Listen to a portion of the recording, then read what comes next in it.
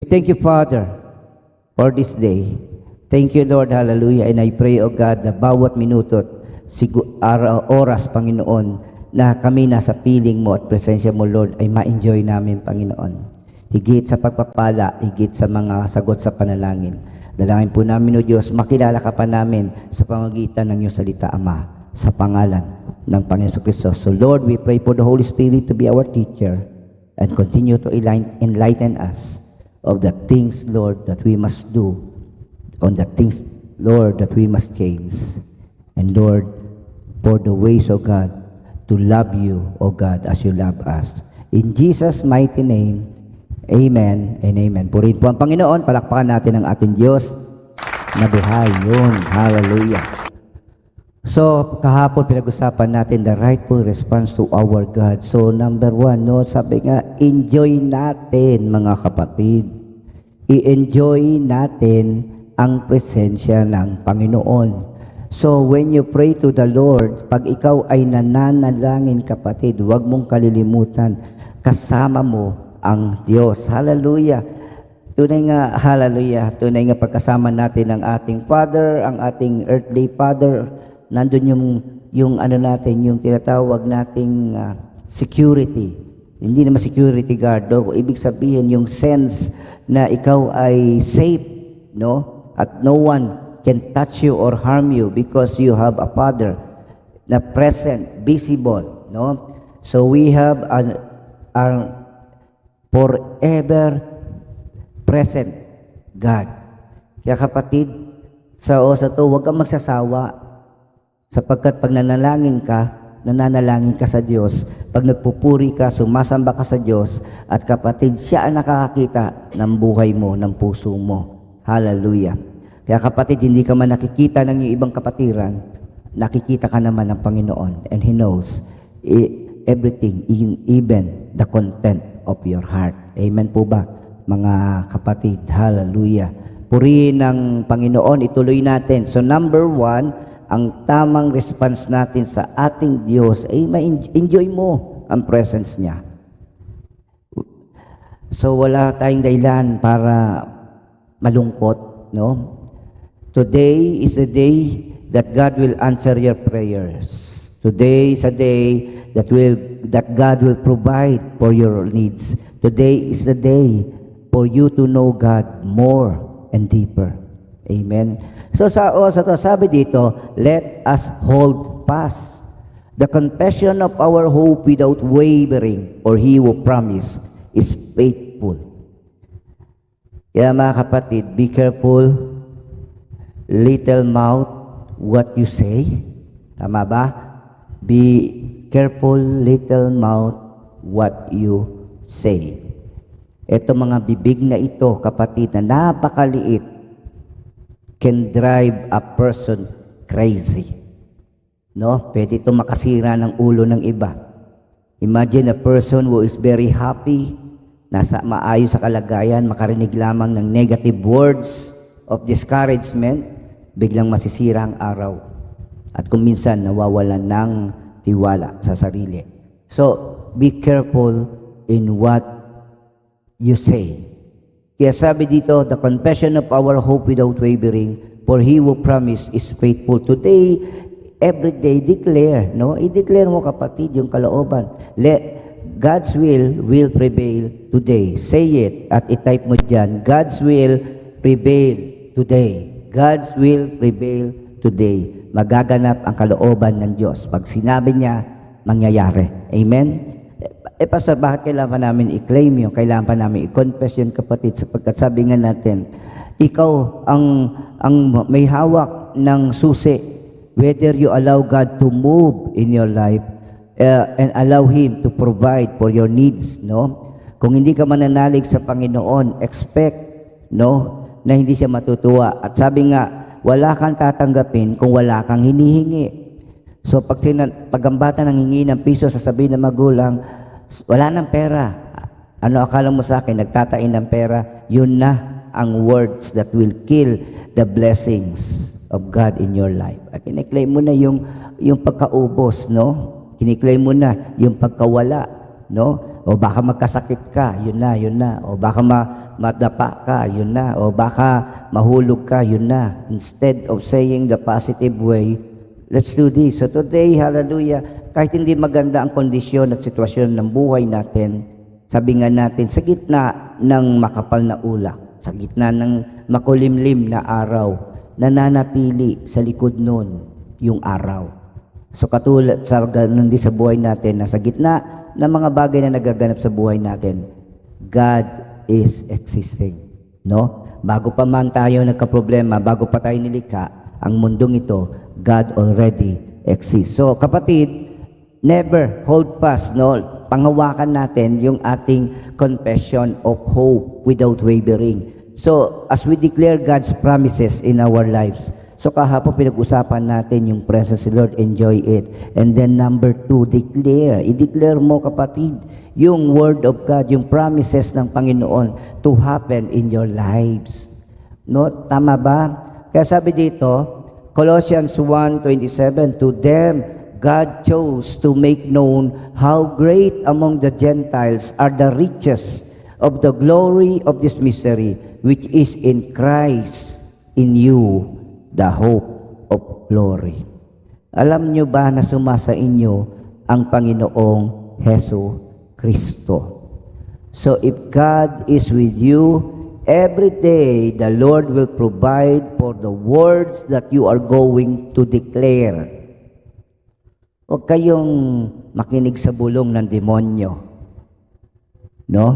Makinig kayo sa pag-asa na binibigay ng Panginoon sa pamagitan ng kanyang salita. Pastor, tahimik si Lord kasi hindi mo binubuksan ang Biblia mo.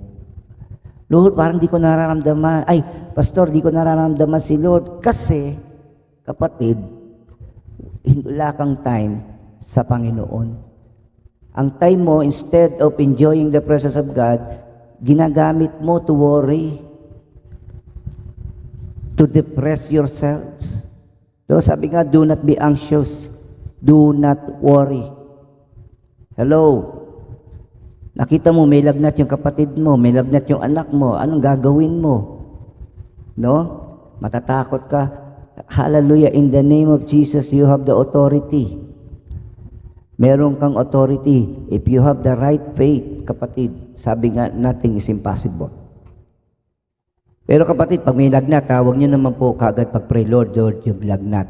Sapagkat ang lagnat is a symptom. Sintomas lang ito ng sakit, hindi ito yung sakit. Pinag-pray mo, mawala yung lagnat, gayon yung lagnat, ang nagpapaalala sa atin na may hindi tama sa katawan ng bata.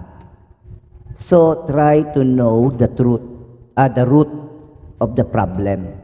Nagre-response tayo, nagpapanik tayo sa sintomas, hindi sa tunay na problema. Kaya natutuwa na tayo na nawala yung lagnat, pero bakit meron pa rin nararamdaman ng bata?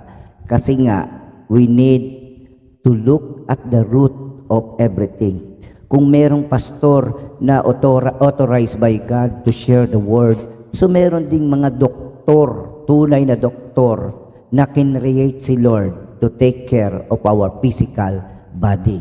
We have our gifting, so the doctors also receive their gifts from our God. Amen po ba? Palakpakan natin ang ating Diyos na buhay. Hallelujah! So tandaan natin yan. Sabi nga natin, we have the hope as an anchor for the soul. Alam niyo yung napakalalaking mga barko na yan, no?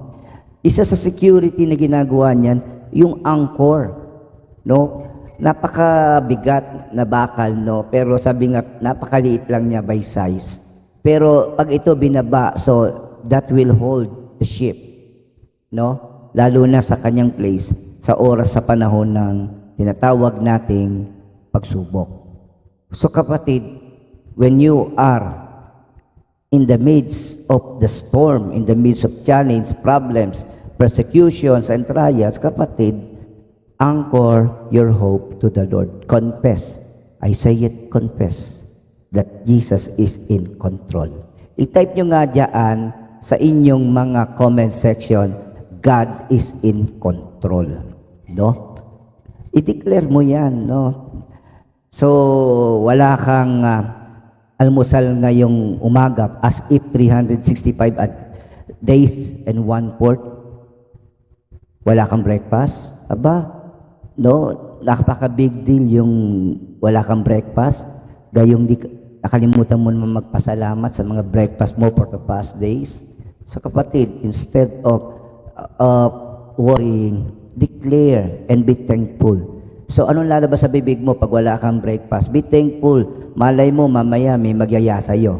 Kumain kayo sa labas. Di, totoo po yun. So God's way is always mysterious, no? Surprising, amazing. Amen. Hallelujah. So tandaan nyo, God is in control. Kung di mo natanggap yan ngayon, maybe merong siya provision ay padadala. Okay? Hindi ko sinabing breakfast ang problema natin. Pinag-uusapan natin mga kapatid. Hallelujah. In every situation in our lives, we have a God. And declare. I-declare nyo na, Lord, you will provide for all my needs. Lord, today, you will be with me. Lord, today, touch me with your healing power. Yes, declare, confess, say it, say it. Sabihin niyo po dyan, ha? Confess it, declare it, no? Confess it, declare it, say it, kapatid. Because death and life are in the power of the tongue. Yan po sabi ng Proverbs. So yung bibig mong yan, kung maganda ang lalabas, expect God will be always provide. Tandaan niyo yan. So ano yung tinatawag nating rightful response to our God? No? Napakaswerte natin. Unang-una, malaya na tayo nakalalapit sa Diyos. Sa kabila na nagawa nating kasalanan, ang Diyos din ang luminis sa atin. At siya ang tumanggal ng mga bagay na hadlang sa ating paglapit sa Diyos. Kaya paglapit natin sa Panginoon, i-enjoy mo na yung presence niya. And then number 2, sabi nga natin, lagi mong i-confess yung hope. No, hindi po positive. Minsan we always say, think positive. No, kapatid. It's beyond positivity. No, our faith is not beyond the positive things. No, hindi ito tungkol sa positive things. These are all about God's promises, His Word. Ibig sabihin, claim that all God's promises will happen in your lives. No? Claim them, claim them. How can we claim them? By confession, by asking. Sabi nga ng Bible, wala kang hinihingi, so wala ka tatanggapin. Humingi kayo para makumpleto ang inyong kagalakan. So, number 1, enjoy the presence of the Lord. Number 2, sabi dito, confess steadfast hope, unwavering, no? You declare it today, you declare it tomorrow, you declare it every day of your life that God is in control and God's will happen in our lives. Amen. Palakpakan natin ang Panginoon. Hallelujah. The rightful response to our God, ang ikatlo at huli. No? Let us consider how to stir up one another to love and good works. Yun na. Lagi nating iniisipin na lagi tayo nangangailangan sa Diyos. But if you really know God, God will not provide you the exact things that you needed. Hindi nagbibigay ang Diyos ng eksakto. Pakilagay nyo nga po yan dyan sa inyong comment section. Hindi nagbibigay ang Diyos ng eksakto. Hello? Ibig sabihin, pag sinagot ka ni Lord sa panalangin mo, asahan mo, sobra ito. Why? So that as you receive your answers and provision, please take time also to help other people.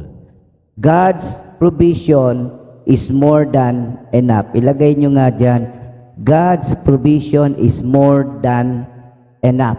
Kung hindi yan more than enough, hindi yan galing sa Diyos. Hello?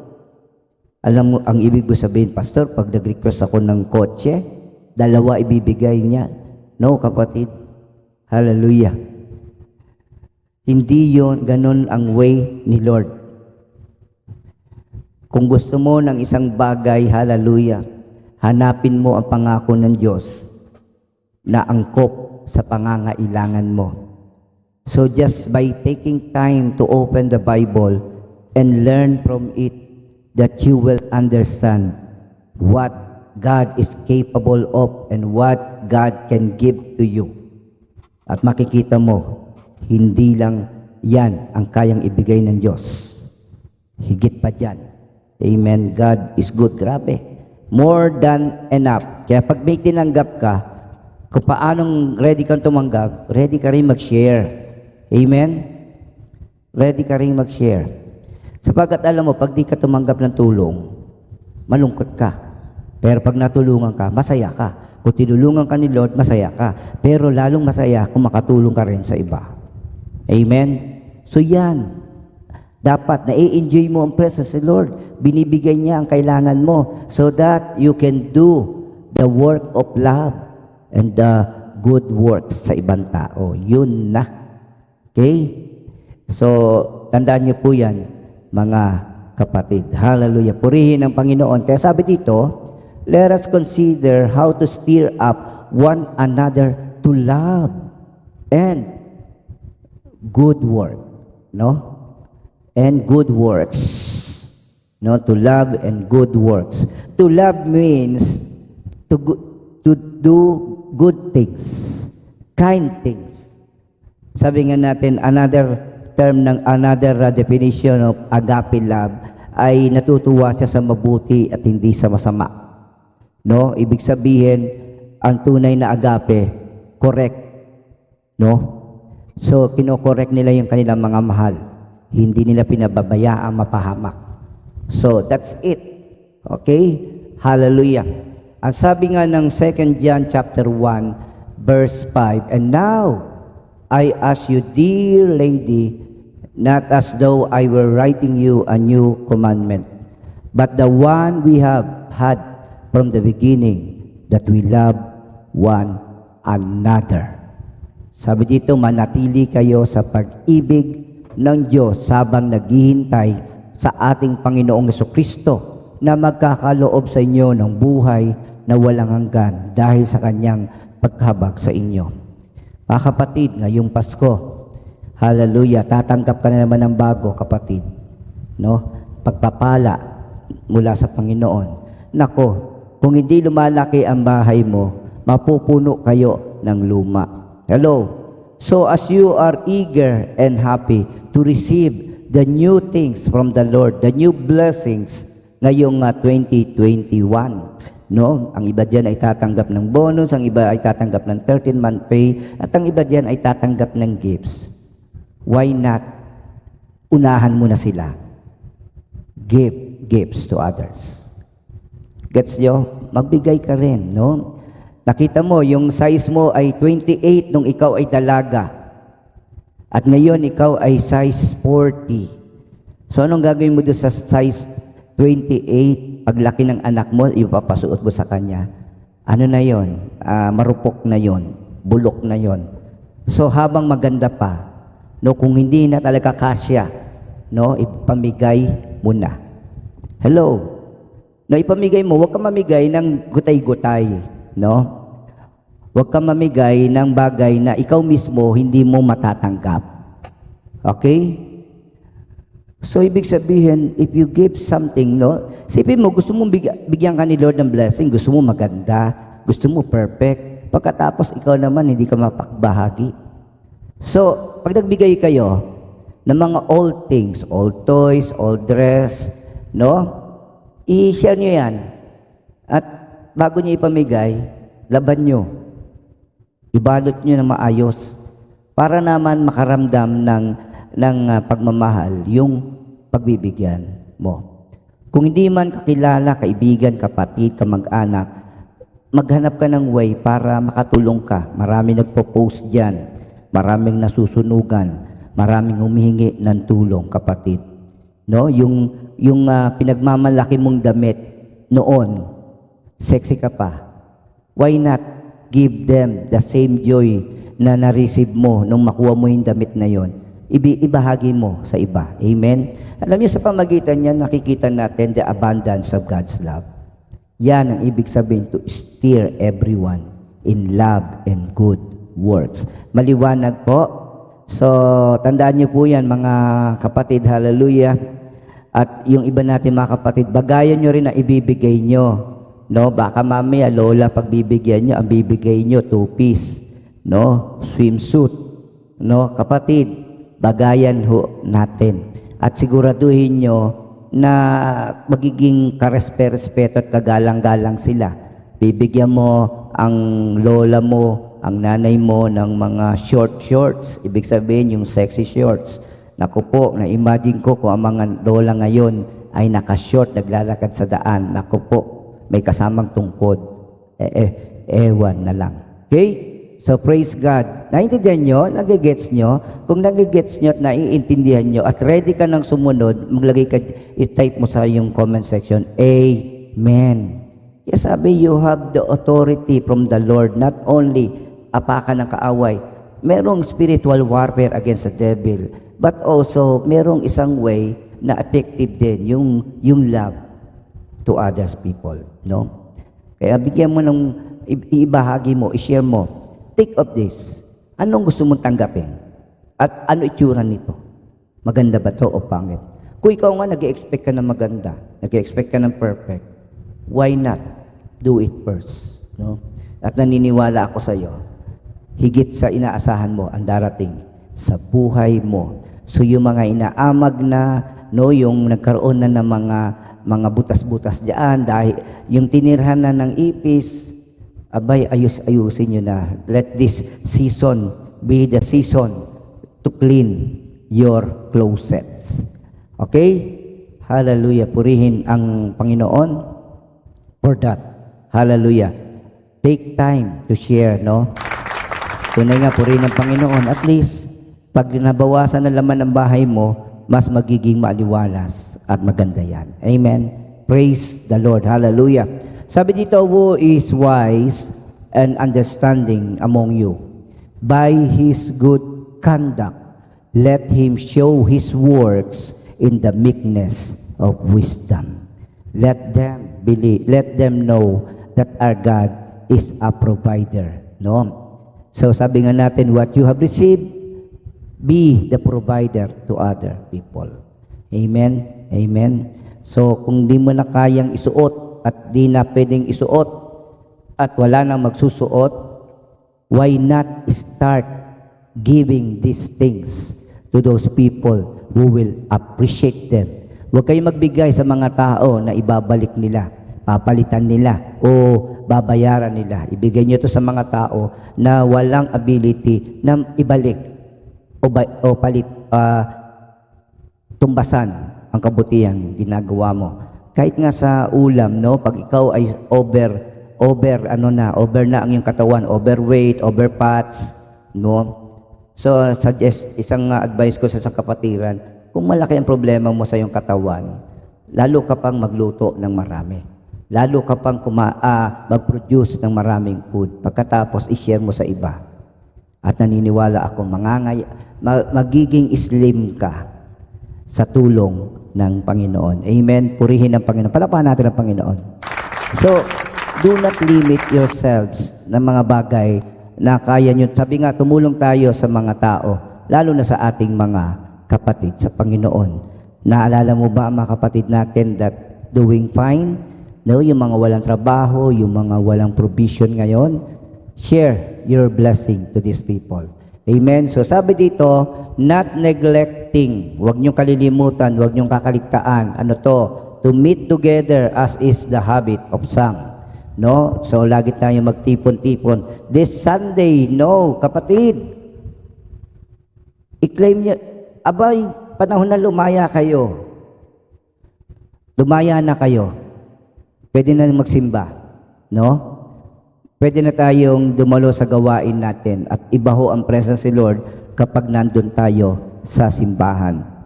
So, kapatid, hallelujah. So, meet together as is the habit of some.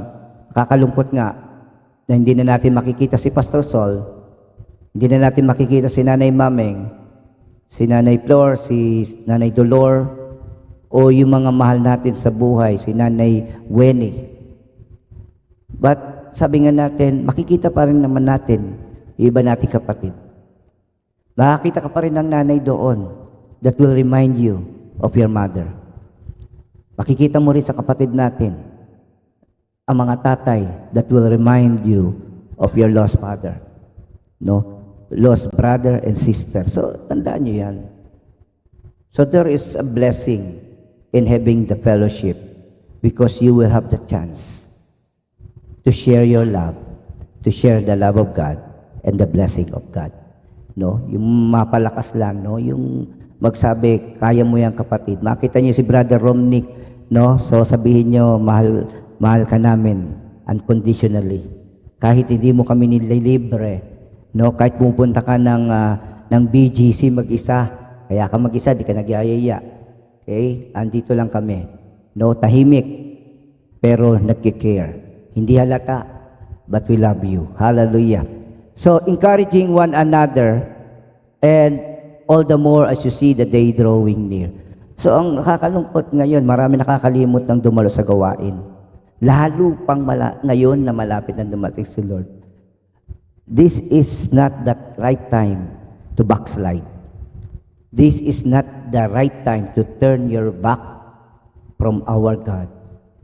Ito na yung end days. Andito na yung mga signs of the coming of the Lord Jesus Christ. At ngayon ka pa nakaisip, huwag dumalo sa gawain ni Lord. Nako. Kaya sabi nga, meet together as is the habit of some, but encourage one another. Pag nakita mo, God bless you, kapatid, magpatuloy ka. No, yung encouragement, no, yung maramdaman nila pagpasok nila sa church. No, may nagalit nga sa aming bisita tayo na, Pastor, ba't di mo ko wini-welcome? Yun na. Which is tama naman siya, pero ingat din tayo sa pag-welcome. Okay? Kaya sabi nga natin, kailangan be careful, no? Dapat yung discerning nyo sa pakikitungo sa tao, especially unbelievers. Mag-ingat kayo. Matthew 18:20, for where 2 or 3 are gathered in my name, ang sabi ni Lord, there am I among them. Eh di ba sabi mo, Pastor, pag nanalangin kami kasama namin ng Panginoon. But one thing to be sure is, kapatid, pagkasama mo ang iyong kapatid, hindi mo lang nararamdaman ng presensya ng Diyos, kundi nararanasan nyo ang kapangyarihan niya. Amen? Eh kasi andun yung ipagpe-pray mo. Andun yung in-encourage mo. Eh mag-isa ka dyan, encourage mo sarili mo. Palalakasin mo sarili mo, sasabihin mo sa sarili mo, oy Ronnie, magpakasaya ka, kapatid. Ang tunay na saya ay nasa gitna ng Diyos at ng kanyang mga minamahal, ang kanyang pamilya. Amen? So dumalo tayo sa gawain ni Lord. John 13:35, by this all people will know that you are my disciples if you have loved one another. I-type nyo nga dyan sa ating comment section, kapatid, mahal kita. Yun ang i-type nyo dyan. No? Para sa lahat, kapatid, mahal kita. Pag nadaan ka sa Bacoor, at alam mo bahay ko, dalawin mo kami, o kaya kapag nakita tayo, batiin mo ako, so that we can share the blessing of God, yung tinatawag nating confession of blessing. Speak blessing, speak love, at syempre, speak grace sa buhay ng bawat isa. Amen, amen. Thank you sa pag-respond ninyo. Hallelujah. Just that word, ang dami po lagi nagsasabi, payakap, Lord. Ang dami nagsasabi, masakit to, Lord. Sana makaya ko to. Kapatid, just say that word, mahal kita sa Panginoon, mahal kita kapatid. That helps a lot. Word pa lang yan. Confession pa lang yan. Kaya kapatid, huwag kayong magsettle for hidden love, no? Sabi nga natin, open rebuke is better than secret love. Amen.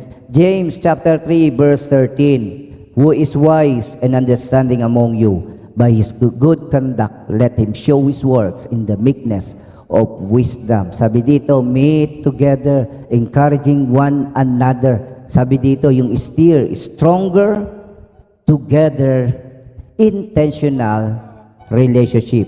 Moving towards strength and wisdom together.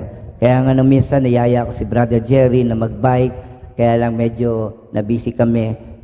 Pero we are praying na makasama din namin kayo mga kapatiran, no? Yung may mga bisikleta na isang araw, isang oras lang naman magbabike, no? Ikot. Solved na. Ang malaga, naramdaman natin, kasama natin ang isa't isa. Okay? So kapatid, hallelujah. What is the rightful response to our God? Siyempre, pag tayo'y nasa presensya ni Lord, ay tapik-tapikin mo ang iyong kapatid. Kisingin mo at sabihin mo, magpatuloy ka, maglingkod ka sa Diyos na buhay. Amen. Yan ang kagandahan ng merong iglesia or church to work with, to enjoy the love of God. Kaya sabi ni Lord, kailan siya nasa gitna natin? Pag nagtitipon tayo, hello, kasama natin ang Diyos, nakikipag-fellowship sa atin. So let us, the rightful response to our God, number one, enjoy our fellowship with God. And then as you are in the presence of the Lord, kapag nasa harap ka ni Lord, dapat lagi confession of hope, confession of steadfast faith, dapat ang lalabas sa bibig mo, no? And then number 3, gustong makita ni Lord na nagkakasundo ang kanyang mga anak, nagmamahalan, nagtutulungan at nagpapalakasan. Ang sabi dito, stir up one another. Kaya kapatid, alam niyo yung nagsosolo, yun na nakakadama ng kalungkutan. Yung humihiwalay, yun ang hindi nakakaranas ng pag-ibig ng Diyos. Lumalayo ka kasi. Kapag may kapatid, nasa tabi lang yan ang kanyang ama. Hindi lumalayo ang magulang sa kanyang mga anak. So brothers, sisters, magsama-sama tayo this Sunday. Masarap magpuri at masaya ang Panginoon. Pag hindi lang tayo dalawa, hindi lamang tayo tatlo. Purihin ang Panginoon. Palapakan natin ang Panginoon. Hallelujah. By having this rightful attitude, rightful response to our God, so ibig sabihin, walang dull moment, walang sad moment sa presence ni Lord. No? Walang lonely moment because we have God, we have one another. No? Kaya kapatid, pagpalain kayo ng Panginoon sa umagang ito. Say hi to our brothers and sisters. Give them a very sweet message of encouragement. Malaking bagay yan, no? Huwag sana fake news, sana gospel truth ang i-share mo sa iyong mga kaibigan, kapatid, kapamilya, magulang. God bless you mga kapatid. Ingatan tayo ng Panginoon. Tandaan nyo, huwag mong isisikreto ang katotohanan, dapat diyan isinisigaw.